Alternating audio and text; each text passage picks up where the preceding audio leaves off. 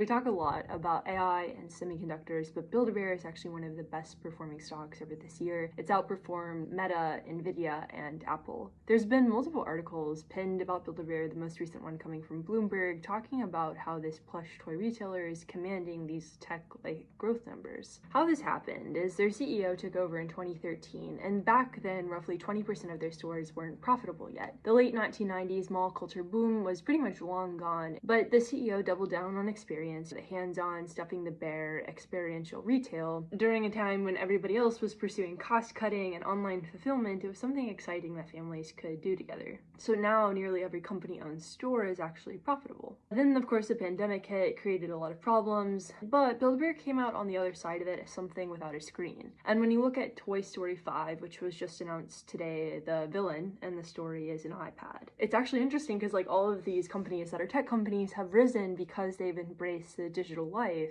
but Build-A-Bear has risen because it allows families to embrace the physical life. So it's really important, that digital-physical divide, right? So there's that aspect. And then the other aspect is the kidult market. So the industry of adults buying toys for themselves is really large. In 2023, kidults accounted for 17% of US toy sales, and that group has grown 8% year over year. Build-A-Bear matches the pattern. It says about 40% of its customers are now teens and adults. Build-A-Bear has actually built a full recording studio to turn its characters into contents and give those bears a podcast, because IP is a retail moat. Disney knows that. They have a dedicated 18+ section on their site, the Bear Cave, with IP from Deadpool, The Matrix, and Stranger Things, which is a very well-defined revenue stream, partly because there's this aspirational displacement where people can afford a home.